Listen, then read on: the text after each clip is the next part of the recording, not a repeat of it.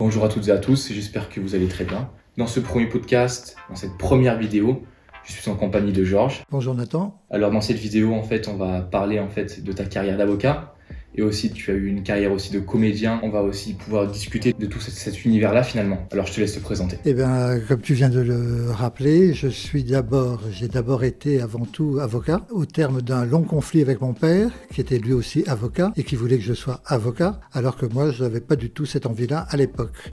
À l'époque, c'était quand j'étais en faculté. Je faisais ma licence en droit en même temps que Sciences Po, section service public, et je rêvais de passer le concours de l'ENA et de rentrer dans la diplomatie et de partir à l'étranger, et plus particulièrement en Afrique. J'ai toujours été attiré par l'Afrique, j'ai toujours eu beaucoup d'intérêt pour l'Afrique et de sympathie pour les Africains. Je suis moi-même né à Madagascar, la grande île de l'océan Indien, qu'on voit sur la carte à droite de l'Afrique. Et je rêvais d'y retourner dans la diplomatie. Mon père a poussé des cris quand il a su mes projets en disant « Quelle horreur, tu veux être fonctionnaire ?» Pour lui, c'était le comble de l'horreur parce que pour lui, quand on est fonctionnaire, on obéit à son patron, à l'État.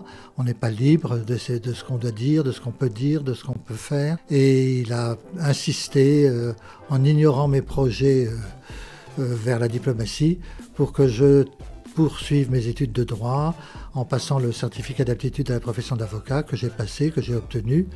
Ce qui fait que comme je me suis à la même époque marié et qu'un petit bébé s'est trouvé en route assez vite, ma fille aînée Gabrielle, j'ai dû commencer à travailler. J'ai donc demandé à prêter serment pour pouvoir faire un stage dans un cabinet d'avocats et commencer à travailler et gagner ma vie. Alors, petit clin d'œil du destin, quand j'ai déposé mon dossier, le Conseil de l'Ordre des avocats de Paris m'a répondu en me donnant la date à laquelle j'étais autorisé à prêter serment, après avoir vérifié que je produisais bien toutes les justifications qu'il fallait. Et ils m'ont dit que je prêterais serment un 12 janvier 1977. Et je suis né un 12 janvier. Voilà, donc je suis né un 12 janvier, j'ai prêté serment comme avocat un 12 janvier. C'est plus qu'une coïncidence. Et est-ce que vous pourriez nous parler aussi, pour ceux qui regardent cette vidéo, en fait, de votre expérience en tant qu'avocat, parce que comme vous l'avez dit, il me semble, vous êtes spécialisé dans le droit du travail. Oui, alors je n'y suis pas venu tout de suite. En faculté, je détestais cette matière même.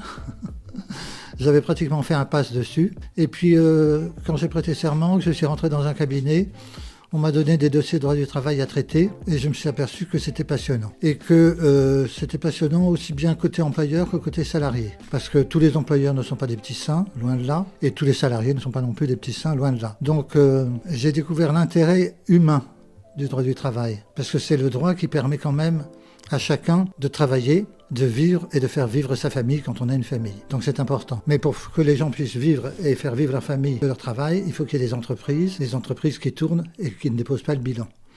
Donc vous voyez la balance des intérêts entre les entreprises, les salariés, et j'ai toujours été ouvert aux deux, je me suis toujours intéressé aux deux. D'accord. Et dans votre carrière, vous avez eu, je pense, beaucoup de procès. Est-ce qu'il y a un procès qui vous a marqué ? J'ai eu beaucoup de procès qui m'ont marqué, pour pas dire presque tous. Il y en a un plus particulier contre un célèbre producteur, Luc Besson. J'étais pour un jeune réalisateur qui commençait dans le métier, qui avait écrit un scénario, le scénario des Yamakasi, et qui devait donc réaliser le film tiré de ce scénario pour Luc Besson, producteur. Sauf qu'un jour, Luc Besson a débarqué sur le plateau, a regardé la dernière scène tournée, il l'a trouvée infecte, enfin ce sont ses mots, il a dit qu'on ne la garderait pas ou qu'il fallait la retourner. Julien Seri a regardé au prompteur, désolé Luc, moi je trouve la scène très bien. À ce moment-là, Luc le regarde et lui dit on ne dit pas non à Luc Besson. Et Julien Seri regarde Luc Besson et lui dit Luc, je te dis non. Le lendemain, il recevait une mise à pied, convocation à entretien préalable et licenciement pour faute grave. Voilà. C'était assez rapide et ça, c'est pas le droit du travail normal, évidemment. Et on a conseillé à Julien Seri de s'adresser à moi. Et c'est comme ça que je suis rentré en contact avec le monde du cinéma par ce premier dossier contre Luc Besson. J'ai eu d'autres dossiers contre Luc Besson plus tard, après, pour sa directrice administrative et financière et pour sa directrice juridique, ce qui avait fait dire à Luc Besson, à un de ses proches, mais qu'est-ce qui se passe? Qu'est-ce qu'il a sous son? Il me déteste. Je le détestais pas du tout, simplement, les gens venaient me voir. Et donc j'ai eu d'autres procès contre Luc Besson, qui est un grand producteur producteur, mais qui a tendance un peu à, en tout cas qui avait à mon époque, tendance à s'asseoir sur les règles, et notamment les règles du droit du travail. Voilà. Alors l'affaire de Julien Seri s'est heureusement terminée par une très belle transaction, dont Julien Seri a été très content, et Julien Seri a pu poursuivre sa carrière, faire d'autres films, pas avec Luc Besson. Et est-ce que vous auriez des conseils pour les travailleurs? C'est-à-dire, quels conseils leur donneriez-vous? Et aux travailleurs, par exemple, qui regardent notre vidéo actuellement, quels conseils leur donneriez-vous à propos de leur protection de leurs droits? C'est-à-dire, comment les protéger sur leur lieu de travail, etc. Alors, un défaut assez récurrent, qui revient assez souvent dans le monde du cinéma, c'est le défaut qui consiste à ne pas mettre les choses par écrit. On vous engage, Coco, j'ai besoin de toi, viens vite sur le plateau, c'est urgent. Oui, on verra ton contrat après, on le signera après, et puis le contrat on le signe pas ou on le signe plus tard et il n'y a pas forcément dedans ce qu'on avait dit qu'il y aurait. Alors le premier conseil que je donnerais aux salariés qui rentrent ou qui veulent travailler dans le monde du cinéma, qui est un monde passionnant avec de grands employeurs, des grands producteurs, qui ont permis à des grands films d'exister, des films qu'on est content d'avoir vus, de voir. Premier conseil que je donne aux salariés qui rentrent dans le monde du travail, du cinéma, c'est de se faire confirmer tout de suite, par écrit, sous la forme d'un contrat ou d'une lettre d'embauche, les conditions de leur embauche, les conditions de leur contrat de travail. C'est-à-dire au minimum leurs fonctions et leur rémunération. Et si possible, leurs horaires. Parce que les horaires permettent de calculer à partir de quand commencent les heures complémentaires ou les heures supplémentaires. Après, il y a de garder une trace de ce qui se passe. Lorsque le problème vient d'une décision du producteur, c'est-à-dire de l'employeur, qui a été notifiée par écrit, bon, tout va bien. Si ça a été notifié par écrit, il y a une note de service, il y a un mail, voilà. Mais ce n'est pas toujours le cas. Alors à ce moment-là, il est préférable, s'il doit y avoir, si le salarié sent qu'il risque d'y avoir des problèmes, il est préférable que le salarié prenne la précaution de mettre par écrit ce que l'employeur lui a dit. Pour l'accepter ou pour le refuser, ou pour l'accepter à moitié et le refuser à moitié. Mais de mettre ça par écrit. C'est-à-dire de garder une trace écrite de ce que l'on lui a demandé, de ce qu'on lui a demandé, de ce qu'on lui a dit. Parce que le cinéma est je dirais, c'est le monde de l'instantané. On tourne des films très vite, on attrape des émotions, on attrape des expressions, on attrape des jeux d'acteurs. Et c'est tout un peu à l'image de cela. Tout va très vite, enfin très vite. Les techniciens prennent le temps, comme on vient de le voir avec toi, mon cher Nathan, d'installer leur matériel. Et les comédiens attendent. Mais après, comme dirait mon professeur d'art dramatique, sur un claquement de doigts, le comédien doit être prêt. Parce qu'on doit tourner très vite. Voilà. Alors, que le salarié soit comédien ou technicien, le mieux est lorsque l'ordre ou la nouveauté, le contre-ordre, le changement qui a été décidé par le producteur ne fait pas l'objet d'un écrit, d'un mail, d'une note de service, d'un emploi du temps, c'est de le confirmer par écrit. C'est-à-dire garder des traces de ce qui se passe. Et vis-à-vis en fait du droit du travail, comment est-ce que tu l'as vu évoluer au fil des années? Alors le droit du travail, c'est pas compliqué, on le voit évoluer en France, du moins, un peu en fonction des majorités politiques, c'est-à-dire des ministres de l'Éducation nationale qui se succèdent rue de Grenelle. Je dirais que d'une manière générale, les gouvernements et les ministres dits de droite, par de droite j'entends relevant de l'obédience de M. Chirac, de M. Balladur, de M. Giscard d'Estaing, de M. Seguin, voilà, par opposition au gouvernement et aux ministres dits de gauche, et je vise ici le gouvernement de M. François Mitterrand, le gouvernement de M. Hollande. Voilà, on aura un peu plus de difficultés de classement avec l'actuel président de la République et son actuel gouvernement.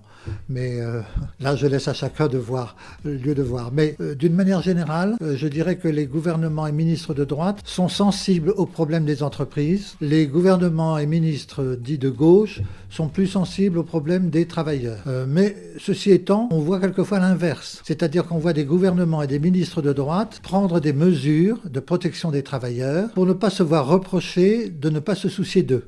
Et inversement, on voit des gouvernements et des ministres de gauche prendre des mesures favorables aux entreprises pour ne pas se voir reprocher de ne pas savoir faire d'économie, de ne rien connaître à l'économie et de provoquer la faillite de toutes les entreprises. Voilà. Donc, mais il y a une chose qui demeure, c'est que d'un gouvernement à l'autre, d'un ministre à l'autre, rue de Grenelle, ça change. Et on voit des réformes apparaître, comme on a vu par exemple les lois Aubry.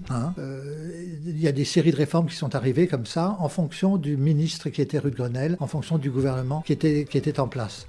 Et d'une manière générale, le jeu de balancier qui se produit à ce moment-là va entre le souci ou la défense des intérêts économiques des entreprises au souci et à la défense des intérêts des salariés. Voilà. C'est-à-dire que les salariés ont obtenu par ce jeu de balancier des lois, des réglementations de protection qui leur étaient favorables, et les entreprises ont obtenu de la même manière des lois, des textes, des mesures d'aide aux entreprises, de protection des entreprises. Alors c'est peut-être ce qui fait qu'aujourd'hui encore, on a encore des entreprises et encore des salariés qui ne sont pas dégoûtés de travailler.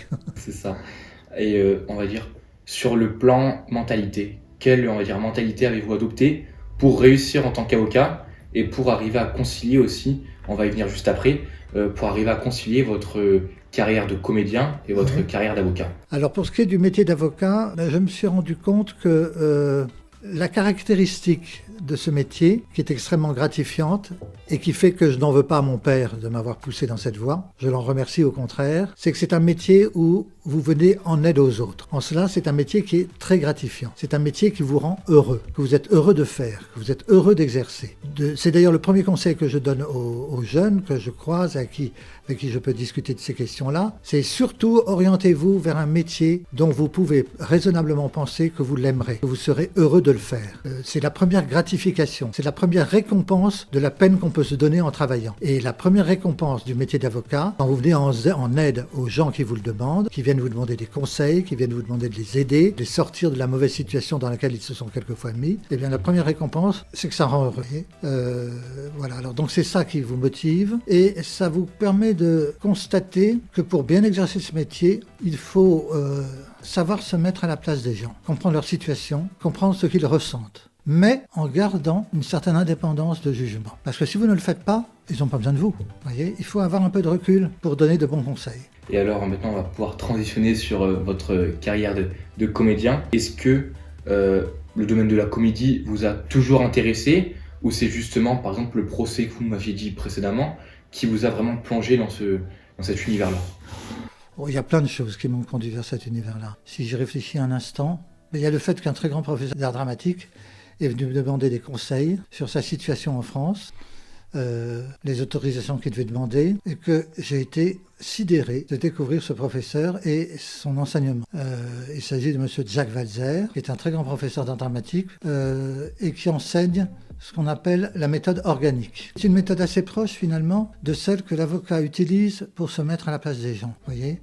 C'est-à-dire que vous rentrez dans des personnages en utilisant une expérience, une partie de votre vécu, une partie de vous-même qui est proche du personnage, voyez. Et donc, quand j'ai découvert ce professeur, ça m'a sidéré, ça m'a intéressé. Et comme j'ai toujours été intéressé par l'art dramatique d'une manière générale, par le cinéma d'une manière générale, tel que je l'avais vu dans l'affaire Série Besson notamment, la passion de ces jeunes réalisateurs qui vendraient leur peau pour monter un film, tout naturellement, j'en suis venu à me diriger vers ce secteur. Alors, sans prétention, j'ai passé des castings, j'ai été pris, j'ai pas été pris, j'ai eu certains rôles, j'ai fait un peu de figuration pour voir sur le plateau comment ça se passait, comment le tournage avait lieu, et j'ai là aussi été très heureux. D'accord, c'est ce qui compte dans la vie, il faut être heureux finalement. Oui, exactement.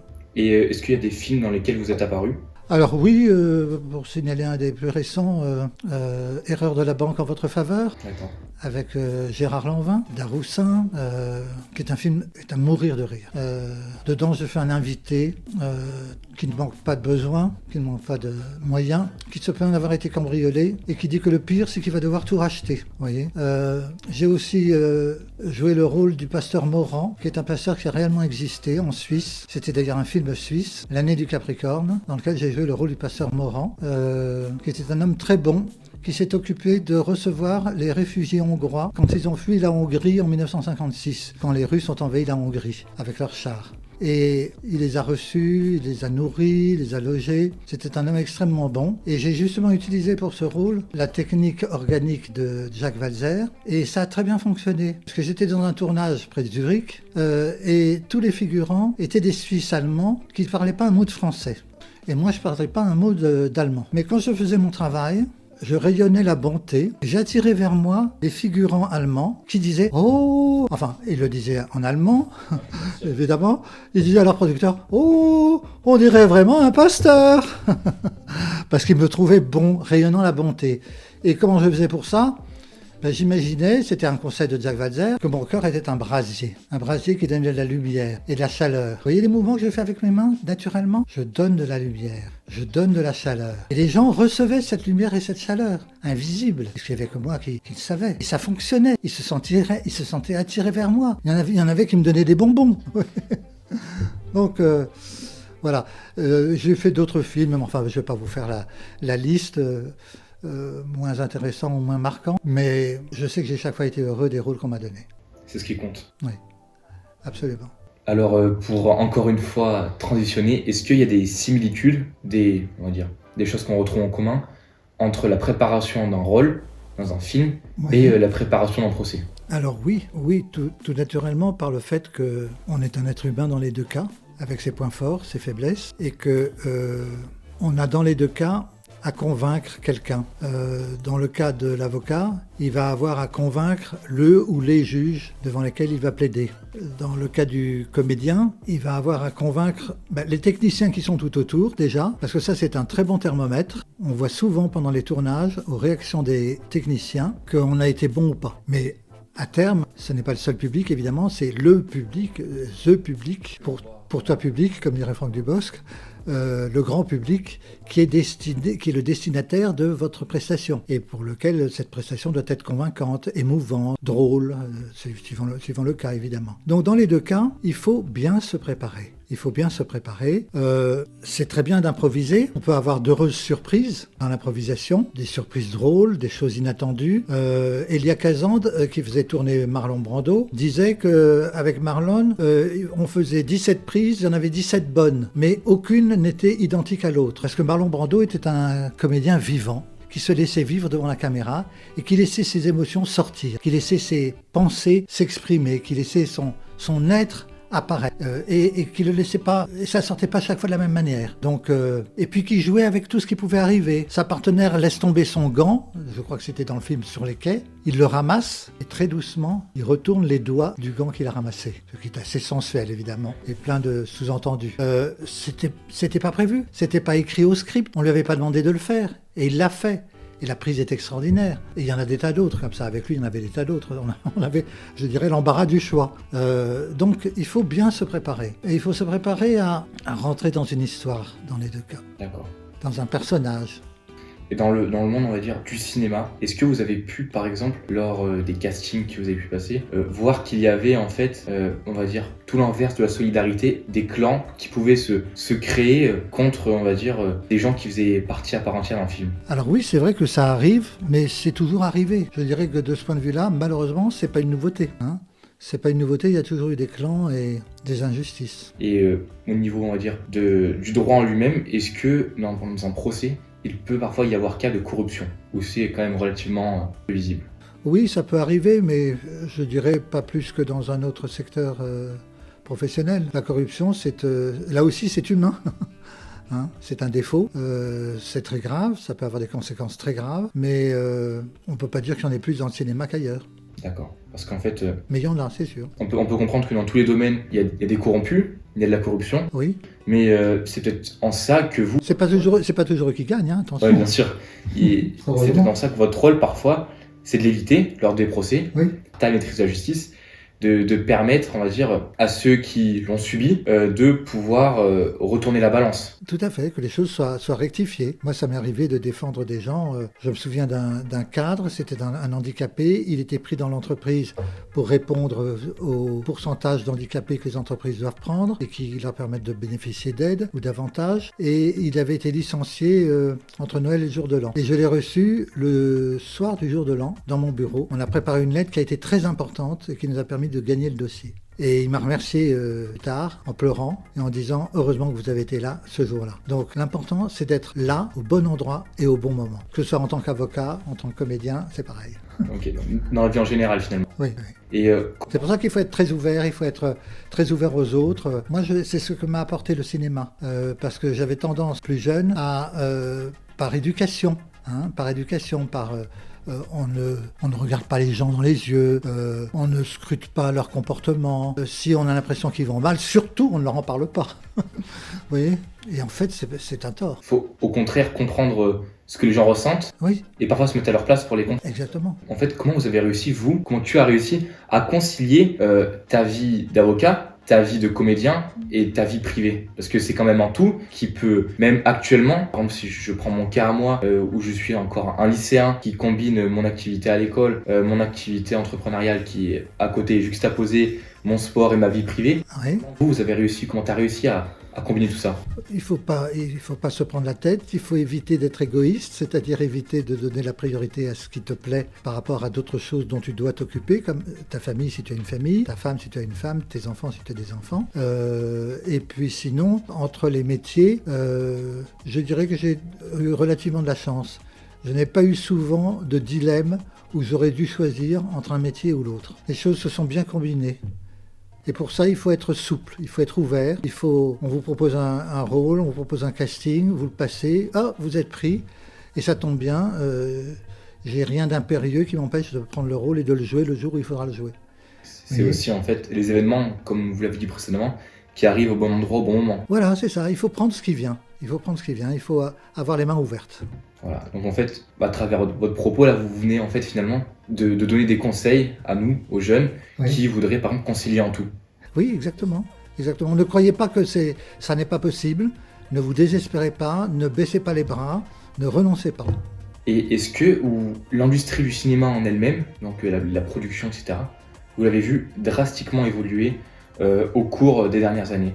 Est-ce que, par exemple, il y a des acteurs qui ont pu, on va dire, changer complètement de rôle et de façon de produire les films, selon vous? Alors, est-ce que le cinéma a beaucoup évolué sur le plan technique, hein? Ça, c'est important, et ça a changé la manière de jouer des comédiens. On joue maintenant, c'est pas toujours très agréable d'ailleurs, on joue sur des fonds verts. C'est surtout le côté technique. D'accord. Le côté technique qui, en fait, a pris le dessus actuellement sur peut-être les autres. Oui. D'accord. Et on va dire, dans l'industrie... Et c'est important le côté technique, évidemment, parce que c'est ce qui attrape, c'est ce qui enregistre la prestation des acteurs. En termes de droit du travail, parce que c'était quand même votre spécialisation en tant qu'avocat, est-ce que le domaine cinématographique parfois fait opposition à ce qui est écrit dans une loi, ou pas? Alors dans la réalité, oui. Il y a toute une législation sur les contrats à durée déterminée qui n'est pas toujours respectée, c'est le moins qu'on puisse dire. Ça vient de ce que, à certains moments, il y a une balance qui se fait entre les impératifs économiques qui sont ceux des entreprises et les impératifs juridiques qui visent à protéger les salariés ou à tout simplement organiser le fonctionnement des entreprises. Et il y a des entreprises qui trouvent plus commode de s'organiser autrement. Et finalement, vous qui avez pu combiner toute cette vie-là, cette grande carrière, comment avez-vous pu vous créer du bonheur? Et est-ce qu'il y a des anecdotes qui vous ont marqué? Oh, des anecdotes qui m'ont marqué, il y en a beaucoup qui m'ont marqué.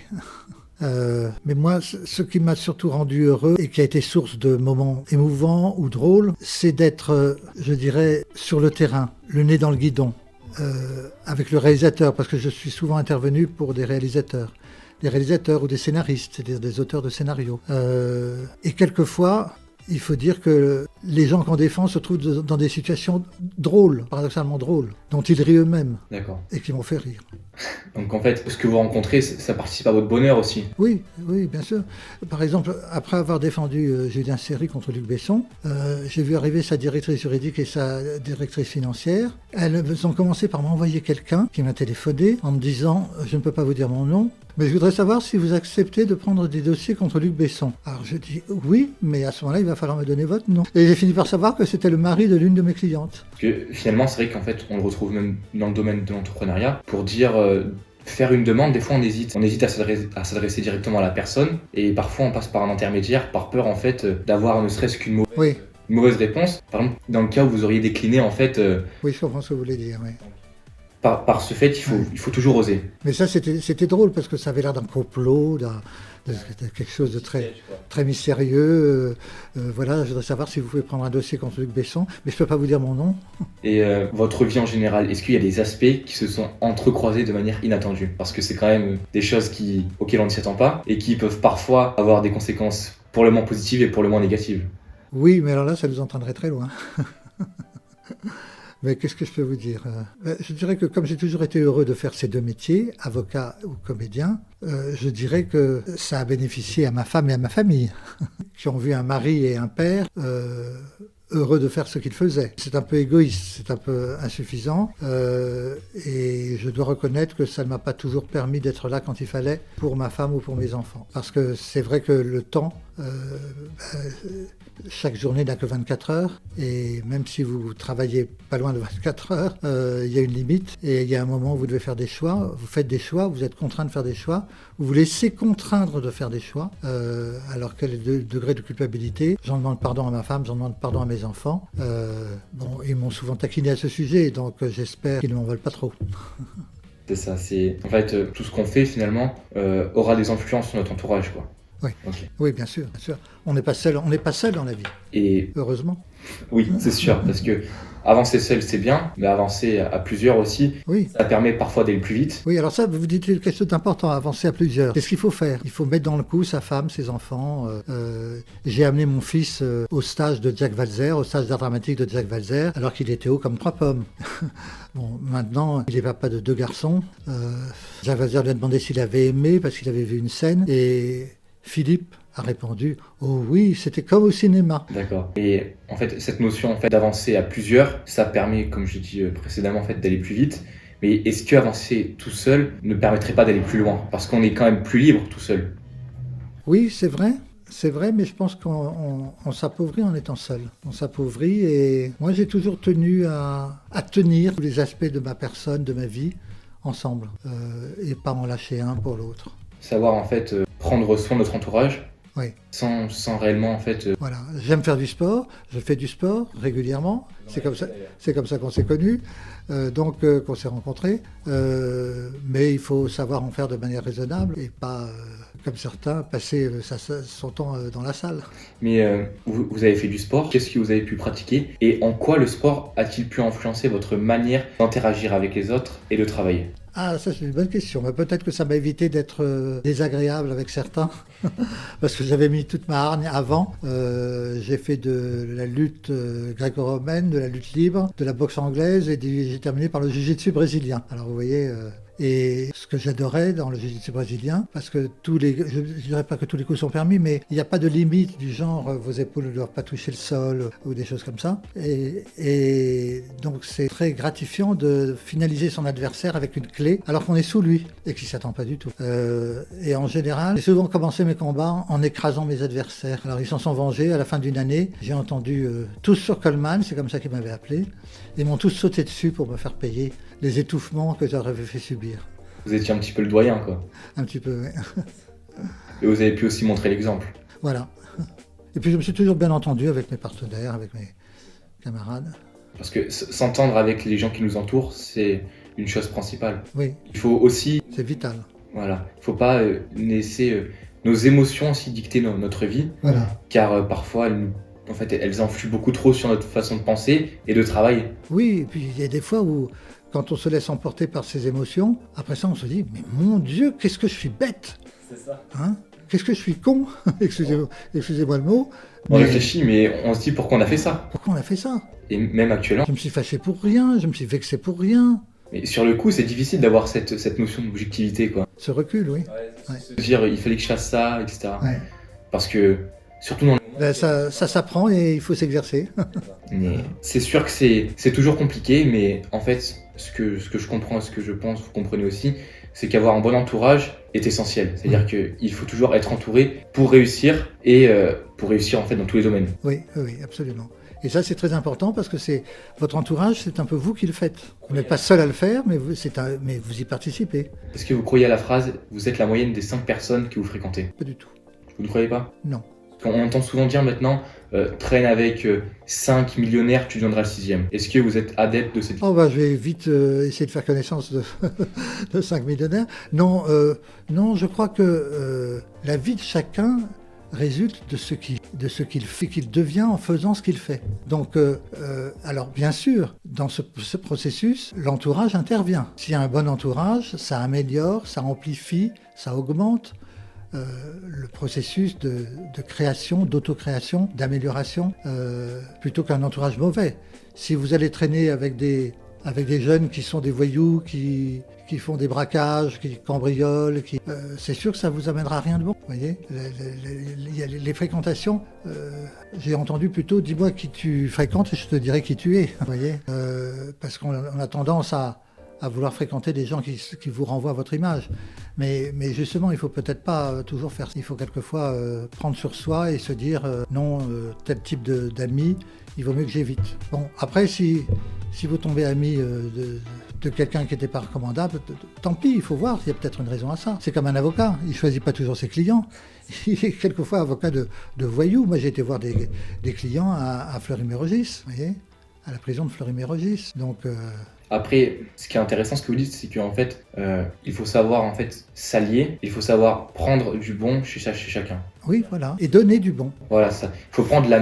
Moi, c'est que je suis adepte d'une phrase, d'une vision, c'est que on traîne avec... On traîne, c'est un terme qui... Oui, on fréquente. On fréquente beaucoup de personnes, et à chaque fois par intérêt. C'est-à-dire qu'on peut aimer quelqu'un, on peut la fréquenter parce qu'on l'aime. Oui. Toutes les relations, pour moi, sont par intérêt. Mais ces intérêts peuvent être amoureux, financiers... amical, etc. Voilà. Ouais. Parce qu'on dit souvent, oui, ça se fait pas, tu traînes avec un tel par intérêt. Mais si on ne traînait pas avec lui par intérêt, à quoi la vie rimerait? Oui, il ne faut pas être naïf là-dessus. Bien sûr que l'intérêt joue. Ce qu'il faut, c'est qu'il n'y ait pas que ça. Il faut que...